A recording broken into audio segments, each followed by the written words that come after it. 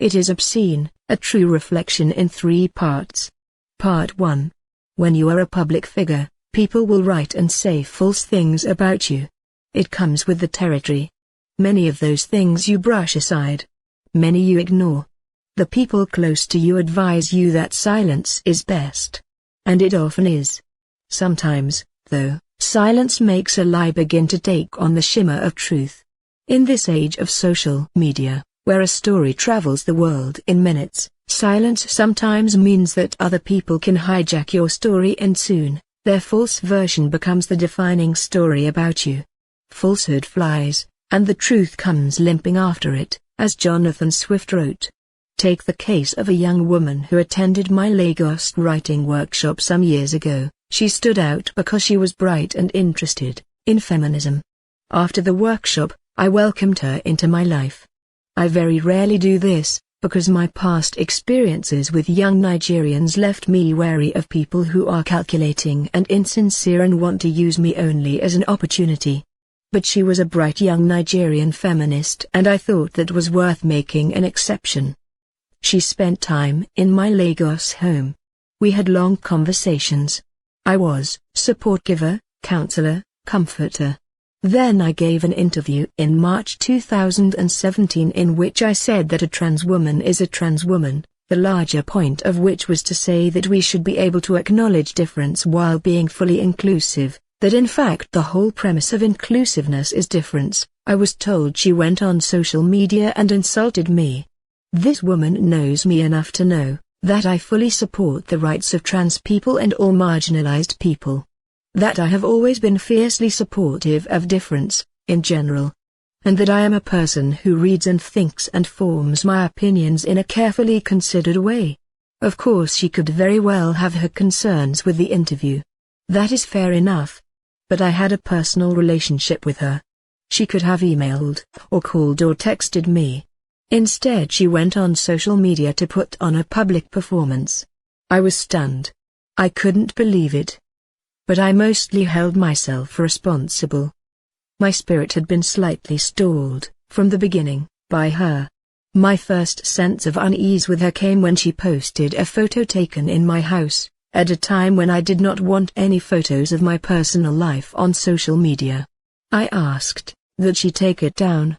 The second case of unease was her publicizing something I had told her in confidence about another member of the workshop.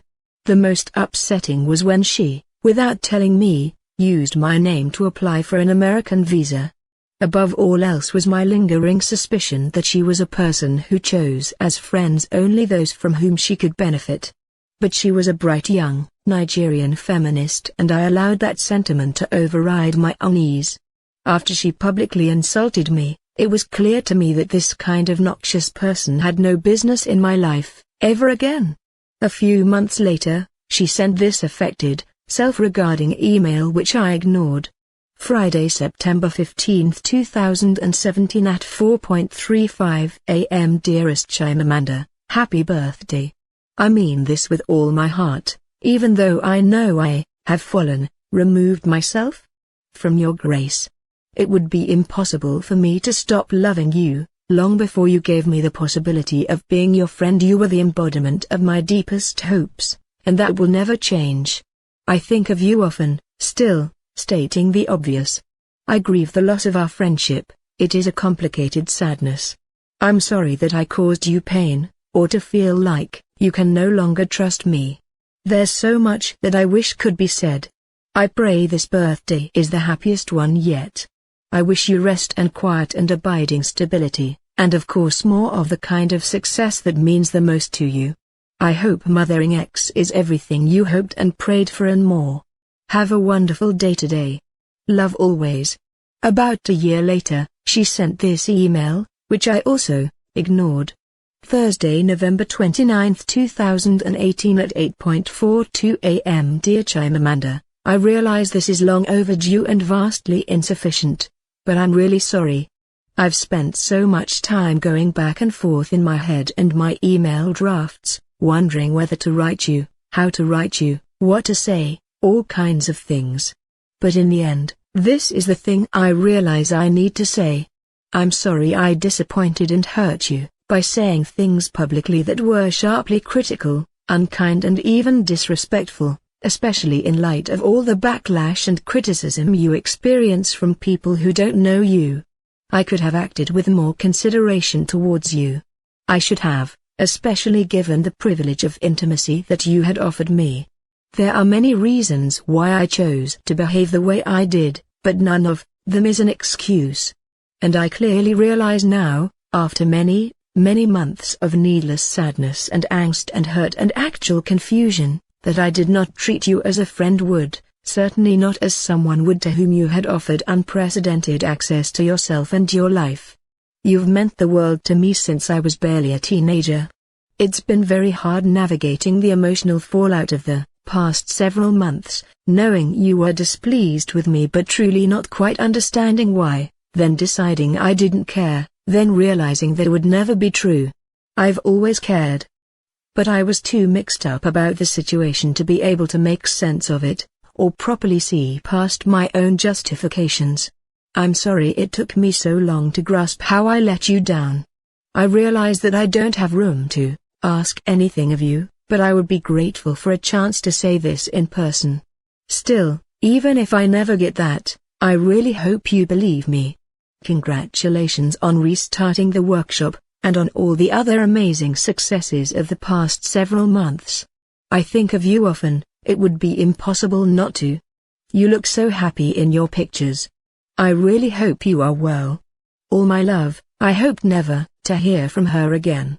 But she has recently gone on social media to write about how she refused to kiss my ring, as if I demanded some kind of obeisance from her. She also suggests that there is some dark, shadowy more to tell that she won't tell, with an undertone of if only you knew the whole story. It is a manipulative way of lying. By suggesting there is more when you know very well that there isn't, you do sufficient reputational damage while also being able to plead deniability. Innuendo without fact is immoral. No, there isn't more to the story. It is a simple story. You got close to a famous person, you publicly insulted the famous person to aggrandize yourself. The famous person cut you off, you sent emails and texts that were ignored, and you then decided to go on social media to peddle falsehoods. It is obscene to tell the world that you refuse to kiss a ring when in fact there isn't any ring at all. I cannot make much of the hostility of strangers who do not know me. Fame taints our view of the humanity of famous people. But the truth is that the famous person remains irretrievably human. Fame does not inoculate the famous person from disappointment and depression. Fame does not make you any less angered or hurt by the duplicitous nature of people. To be famous is to be assumed to have power, which is true, but in the analysis of fame, people often ignore the vulnerability that comes with fame, and they are unable to see how others who have nothing to lose can lie and connive in order to take advantage of that fame, while not giving a single thought to the feelings and humanity of the famous person. And when you personally know a famous person, when you have experienced their humanity, when you have benefited from their kindness, and yet you are unable to extend to them the basic grace and respect that even a casual acquaintanceship deserves, then it says something fundamental about you. And in a deluded way, you will convince yourself that your hypocritical, self-regarding, compassion-free behavior is in fact principled feminism. It isn't. You will wrap your mediocre malice in the false gauziness of ideological purity. But it's still malice. You will tell yourself that being able to parrot the latest American feminist orthodoxy justifies your hacking at the spirit of a person who had shown you only kindness. You can call your opportunism by any name, but it doesn't make it any less of the ugly opportunism that it is. Part 2. When I first read this person's work, which was their application to my writing workshop, I thought the sentences were well done. I accepted this person. At the workshop, I thought they could have been more respectful of the other participants, perhaps not kept typing dismissively as others' stories were discussed, with an air of being among people below their level. After the workshop, I decided to select the best stories, edit them, pay the writers a fee, and publish them in an e-magazine. The first story I chose was this person's. I wrote a glowing introduction, which the story truly deserved. They sent this email. Free, August 7, 2015, 8:20 a.m. Thank you so much for that introduction. It means so much to me, and I'm going to keep reading it to get through the rest of my stay at Syracuse. I sent it to my mother and she got nervous about the piece because you said it disturbs, said she's not sure how she's going to feel when she reads it. But she's also one of those let's leave the past in the past people. My sister approved, which meant a lot because our childhoods were each other's. All that to say, I'm so grateful you gave me the space to write the short version of this piece, the encouragement to write the longer piece, and now, a platform for it. I definitely have plans to write more about ABBA. Thank you, with all my heart. P.S. I wanted to sign off gratefully plus gracefully in Igbo, but I said let me not fall my own hand. About a year later, they sent another email to let me know that their novel would be published. Word, June 8, 2016, 8:20 a.m. Greetings. I hope all's been well with you this past year. Belated congratulations on the baby's arrival. I hope she's being a delight. I'm sure she is, and on the Johns Hopkins honors. I was thinking about how this time last year, I just received the email from you about Farafina and I wanted to reach out with a quick update. I've just accepted an offer for the novel I accepted as my application, and it feels like the workshop was a catalyst for the events that have led me here. So, thank you for the workshop and your words and the Oliza TV series and listening to me babble on about my story at the hotel. I deeply appreciate all of it and you. All my best. Before the novel was published, I spoke of it to some people, to help it get attention. I had not been able to finish reading it. I found the writing beautiful, but the story false-hearted and burdened by bathos. When I spoke of the novel, however, it was the former sentiment that I expressed, never the latter. After I gave the March 2017 interview in which I said that a trans woman is a trans woman, I was told that this person had insulted me on social media, calling me, among other things, a murderer. I was deeply upset, because while I did not really know them personally, I felt they knew what I stood for and that I fully supported the rights of trans people, and that I do not wish anybody dead. Still, I took no action. I ignored the public insult. When this person's publishers sent me an early copy of their novel, I was surprised to see that my name was included in their cover biography. I had never seen that done in a book before. I didn't like that I had not been asked for permission to use my name, but most of all I thought, why would a person who thinks I'm a murderer want my name so prominently displayed in their biography? Then I learned that, because my name was in the cover biography, a journalist had called them my protégé and they then threw a Twitter tantrum about it, calling it clickbait, viciously disavowing having received any help from me. I knew this person had called me a murderer. I knew they were actively campaigning to cancel me and tweeting about how I should no longer be invited to speak at events. But this I felt I could not ignore. I sent an email to my representative, from Chimamanda Adichie, date, Word, February 14, 2018 at 2:06 p.m. I'm writing about X. She attended my Lagos workshop 2 years ago and I selected hers as one of a few pieces I published after the workshop. Apparently I was referred to as her mentor or she was referred to as my protégé, in some articles, which led to her tweeting about it. Her tweets were forwarded to me by friends. In them, she reacted quite viscerally to my being called her mentor and her being my protégé. To be fair, she is not technically my protégé, and it is perfectly fine that she feels this way. But her ungracious tone and the ugliness of the energy spent on her tweets surprised me. I recently received her book and noticed that my name was included in her official book bio. I was stunned.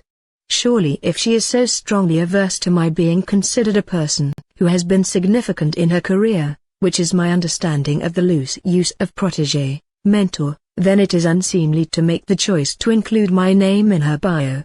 I found it unusual, as I don't think I've seen it done before in a book bio, but I also now find it unacceptably cynical.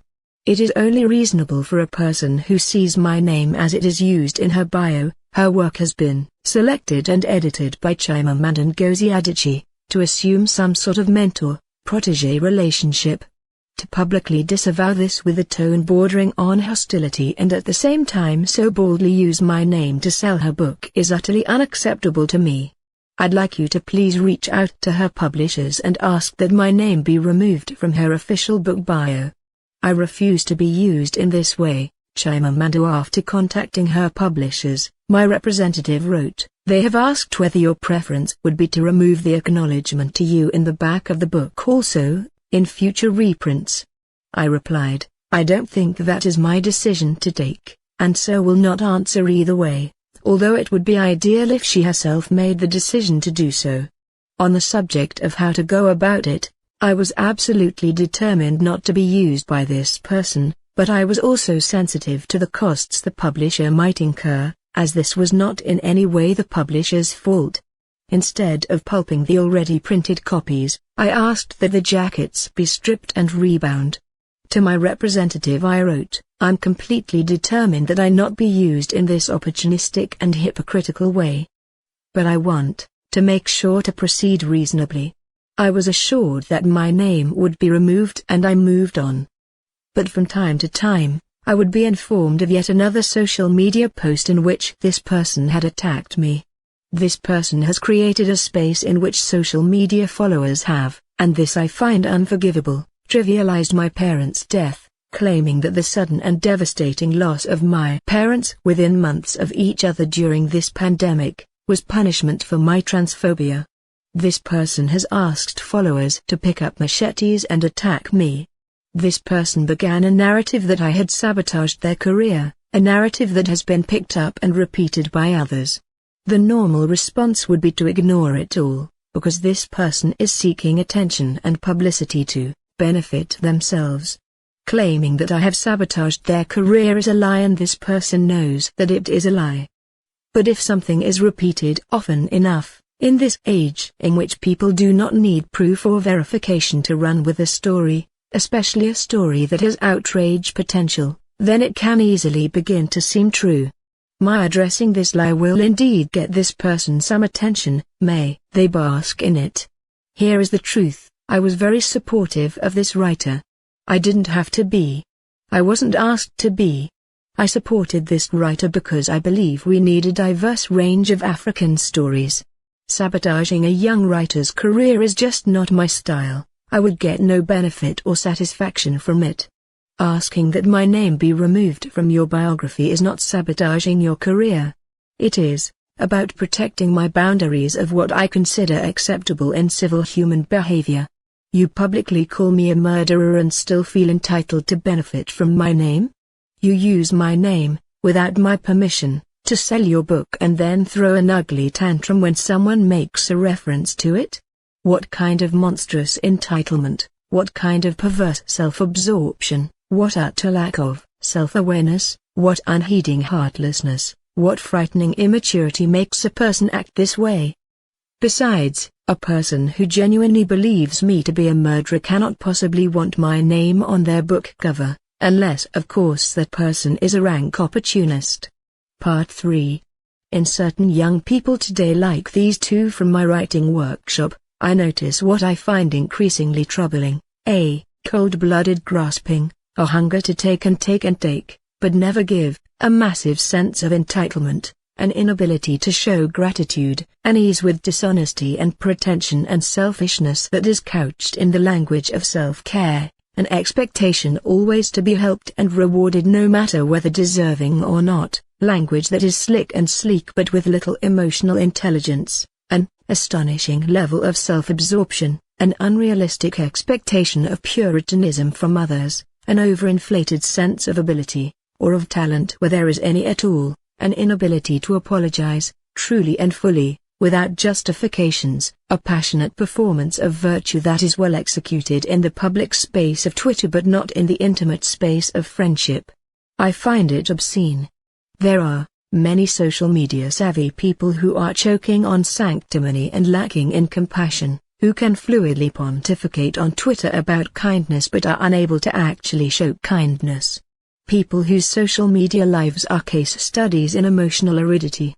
People for whom friendship, and its expectations of loyalty and compassion and support, no longer matter. People who claim to love literature the messy stories of our humanity, but are also monomaniacally obsessed with whatever is the prevailing ideological orthodoxy. People who demand that you denounce your friends for flimsy reasons in order to remain a member of the chosen Puritan class. People who ask you to educate yourself while not having actually read any books themselves, while not being able to intelligently defend their own ideological positions, because by educate, they actually mean parrot what I say, flatten all nuance, wish away complexity. People who do not recognize that what they call a sophisticated take is really a simplistic mix of abstraction and orthodoxy, sophistication in this case being a showing off of how au fait they are on the current version of ideological orthodoxy. People who wield their words violence and weaponize like tarnished pitchforks. People who depend on obfuscation, who have no compassion for anybody genuinely curious or confused. Ask them a question and you are told that the answer is to repeat a mantra. Ask again for clarity and be accused of violence. How ironic, speaking of violence, that it is one of these two who encouraged Twitter followers to pick up machetes and attack me, and so we have a generation of young people on social media so terrified of having the wrong opinions that they have robbed themselves of the opportunity to think and to learn and to grow. I have spoken to young people who tell me they are terrified to tweet anything, that they read and reread their tweets because they fear they will be attacked by their own. Their assumption of good faith is dead. What matters is not goodness but their appearance of goodness. We are no longer human beings. We are now angels jostling to out-angel one another.